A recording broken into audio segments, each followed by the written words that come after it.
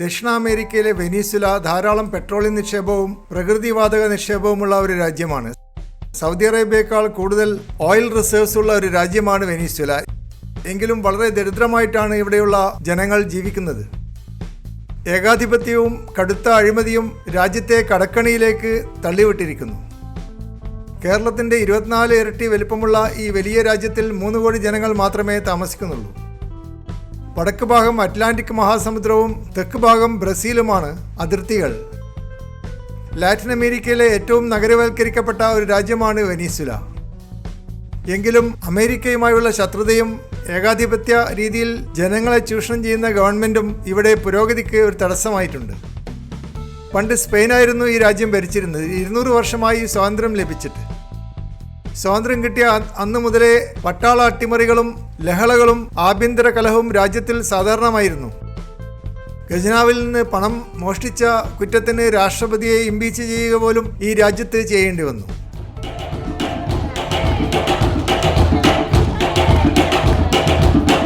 എണ്ണവില കുതിച്ചുയർന്നപ്പോൾ ജനങ്ങൾക്ക് കുറേയധികം ക്ഷേമ പദ്ധതികൾ നൽകുവാൻ ഈ രാജ്യത്തിന് കഴിഞ്ഞുവെങ്കിലും പിന്നീട് രാജ്യം കടക്കണിയിലേക്കും കടുത്ത വിലക്കയറ്റത്തിലേക്കും നീങ്ങുകയായിരുന്നു.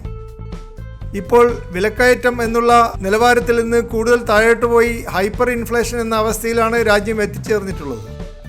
അത്യാവശ്യ വസ്തുക്കൾക്ക് ഇപ്പോൾ രാജ്യത്തിൽ ക്ഷാമമുണ്ട്. കുറ്റകൃത്യങ്ങളും അഴിമതിയും രാജ്യത്തെ ഗുരുതരമായ ഒരവസ്ഥയിൽ എത്തിച്ചിരിക്കുകയാണ്. 70 ലക്ഷത്തോളം വെനീസുലക്കാർ വിദേശ രാജ്യങ്ങളിലേക്ക് രക്ഷപ്പെട്ടിട്ടുണ്ട്. രാജ്യത്തിൻ്റെ ക്രെഡിറ്റ് റേറ്റിംഗ് കുത്തനെ താഴോട്ട് പോയതുകൊണ്ട് ധനകാര്യ സ്ഥാപനങ്ങളിൽ നിന്ന് കടമെടുക്കുവാനും സാധിക്കുന്നില്ല. കഴിഞ്ഞ 11 വർഷമായി രാജ്യം ഭരിക്കുന്ന നിക്കോള മഡൂറോ വമ്പിച്ച അഴിമതിക്കാരനും അമേരിക്കയുടെ കടുത്ത ശത്രുവുമാണ്. 4 വർഷം മുമ്പ് നടന്ന രാഷ്ട്രപതി തെരഞ്ഞെടുപ്പിൽ അദ്ദേഹത്തിന് 67% വോട്ട് കിട്ടിയെങ്കിലും തെരഞ്ഞെടുപ്പിൽ കാര്യമായ കൃത്രിമം നടന്നുവെന്ന് ജർമ്മനിയും ഫ്രാൻസും ആരോപിക്കുന്നു. അതുപോലെ ഓർഗനൈസേഷൻ ഓഫ് അമേരിക്കൻ സ്റ്റേറ്റ്സ് എന്ന സംഘടനയും അതിലെ അംഗങ്ങളായ Argentina, Brazil, United States, Canada എന്നീ രാജ്യങ്ങളും രാഷ്ട്രപതി തെരഞ്ഞെടുപ്പിൽ നടന്ന കൃത്രിമങ്ങളെക്കുറിച്ച് വ്യാപകമായി പരാതി പറയുന്നുണ്ട്. വെനീസുലയുടെ ഏക സുഹൃത്തായ ചൈന പോലും ഇപ്പോൾ പണ്ടത്തെ പോലെ സഹകരിക്കുന്നില്ല. വലിയ തോതിൽ ധനസഹായം നൽകിയിരുന്ന ചൈനയ്ക്ക് ഇപ്പോൾ അവ തിരിച്ചു പിടിക്കുവാനുള്ള സാധ്യതയില്ലെന്ന അങ്കലാപ്പിലാണ് ഉള്ളത്.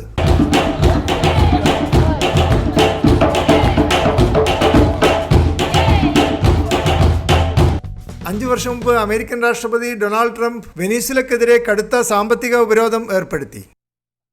വെനീസുലയിലെ രാഷ്ട്രപതി മയക്കുമരുന്ന് കള്ളക്കടത്തിലും മനുഷ്യാവകാശ ലംഘന കുറ്റകൃത്യങ്ങളിലും ഏർപ്പെട്ടിട്ടുള്ളതായി അമേരിക്കൻ രാഷ്ട്രപതി ഡൊണാൾഡ് ട്രംപ് ആരോപിക്കുന്നു. 724 പ്രതിപക്ഷ നേതാക്കളെ പോലീസ് അറസ്റ്റ് ചെയ്യുകയും പിന്നീട് അവരെ കാണാതായി എന്ന് പറയുകയും ചെയ്തത് വമ്പിച്ച ഒച്ചപ്പാടുണ്ടാക്കിയിട്ടുണ്ട്. പ്രതിപക്ഷ നേതാക്കളെ കൂട്ടത്തോടെ കൊലപ്പെടുത്തുന്ന ഈ പ്രവണത ലോകരാഷ്ട്രങ്ങൾക്കിടയിൽ വെനീസുലയുടെ അന്തസ്സ് ഇടിച്ചു താഴ്ത്തിയിട്ടുണ്ട്. അതുകൊണ്ട് കൂടുതൽ വിദേശ നിക്ഷേപം ഈ രാജ്യത്തേക്ക് കടന്നു വരുമെന്ന് പ്രതീക്ഷിക്കുവാനും പറ്റുകയില്ല. അത്യാവശ്യ സാധനങ്ങളുടെ വില 800% വർദ്ധിച്ചിട്ടുണ്ട്. കാപ്പിപ്പൊടിയും അരിയും കുക്കിംഗ് ഓയിലും ഗോതമ്പ് പൊടിയും കിട്ടാനില്ല. അത്യാവശ്യ വസ്തുക്കൾ വാങ്ങിക്കുവാൻ വേണ്ടി മണിക്കൂറുകൾ ക്യൂ നിൽക്കേണ്ട അവസ്ഥയിലാണ് വെനീസുലയിൽ ഇപ്പോഴും താമസിക്കുന്ന ജനങ്ങൾ. അത്യാവശ്യ മരുന്നുകൾക്കും ക്ഷാമമുണ്ട്. വൈദ്യുതി ക്ഷാമം മൂലം ബിസിനസ്സുകൾക്കും ഗവൺമെൻറ് സ്ഥാപനങ്ങൾക്കും പ്രവർത്തിക്കാൻ പറ്റുന്നില്ല. തിങ്കളാഴ്ചയും ചൊവ്വാഴ്ചയും മാത്രമേ സർക്കാർ ഓഫീസുകൾ തുറക്കുന്നുള്ളൂ. അത്രയും വൈദ്യുതി മാത്രമേ രാജ്യത്ത് ലഭ്യമായിട്ടുള്ളൂ. 75% വെനീസുലക്കാരും പട്ടിണി കൊണ്ട് വിഷമിക്കുകയാണ്. പലർക്കും കഴിഞ്ഞ ഏതാനും വർഷത്തിനിടയിൽ 8 കിലോയിലധികം തൂക്കം കുറഞ്ഞിട്ടുമുണ്ട്.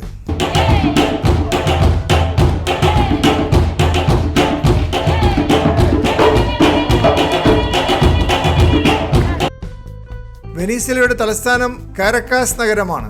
വെനീസുലയുടെ വടക്ക് ഭാഗത്ത് കരീബിയൻ ഉൾക്കടലിൻ്റെ അടുത്താണ് കാരക്കാസ് നഗരം സ്ഥിതി ചെയ്യുന്നത്. മികച്ച ഭക്ഷണവും സാംസ്കാരിക വൈവിധ്യവും നല്ല കാലാവസ്ഥയുമുള്ള ഒരു നഗരമായി കാരക്കാസ് അറിയപ്പെടുന്നു. എങ്കിലും ആഭ്യന്തര കലഹം ഇപ്പോഴും അവസാനിക്കാത്തതുകൊണ്ട് ടൂറിസ്റ്റുകൾക്ക് ഇങ്ങോട്ട് വരാൻ പേടിയാണ്. സൗഹാർദ്ദഭാവമുള്ള ജനങ്ങളും മികച്ച കാലാവസ്ഥയുമുണ്ടെങ്കിലും തിരക്ക് പിടിച്ച വാഹനപ്പെരുപ്പം നിറഞ്ഞ അന്തരീക്ഷം വിദേശികളെ ആകർഷിക്കുവാൻ പറ്റിയതല്ല. പെട്രോളിന് വില കുറവായതുകൊണ്ട് അനാവശ്യമായി ആളുകൾ വാഹനമോടിച്ച് ഗതാഗതക്കുരുക്കുണ്ടാക്കുകയും ചെയ്യുന്നുണ്ട്. കുറ്റകൃത്യങ്ങൾ കൂടുതലായതുകൊണ്ട് നഗരത്തിൻ്റെ പല ഭാഗങ്ങളും നോ ഗോ ഏരിയാസായി മാറിയിട്ടുണ്ട്. ശനിയാഴ്ചകളിലും ഞായറാഴ്ചകളിലും ശരാശരി 20 ആളുകൾ വരെ കൊല്ലപ്പെടുന്ന നിലവാരത്തിലേക്ക് ക്രമസമാധാനം കൂപ്പുകുത്തിയിട്ടുമുണ്ട്. കാരക്കാസ് നഗരത്തിലെ കഫേ ഒലെ റെസ്റ്റോറൻറ്റ് മനോഹരമായ ഒരു open air candle light restaurant ആണ്. മികച്ച ഡെസേർട്ടുകളും ഇവിടെ കിട്ടും. അതുപോലെ ഉറൂഷ്യ റെസ്റ്റോറൻറ്റ് ഒരു മികച്ച സ്പാനിഷ് റെസ്റ്റോറൻ്റ് ആണ്. ഭരണകക്ഷിയിൽപ്പെട്ട എലീറ്റാണ് ഇവിടെ കൂടുതലായി സന്ദർശിക്കുന്നത്. അതുപോലെ മാൻഡാറിൻ ഹൗസ് മികച്ച ഒരു ചൈനീസ് റെസ്റ്റോറൻ്റ് ആണ്. വലിയ പോർഷൻസും മികച്ച ക്വാളിറ്റിയും മാൻഡാറിൻ ഹൗസിൻ്റെ പ്രത്യേകതയാണ്.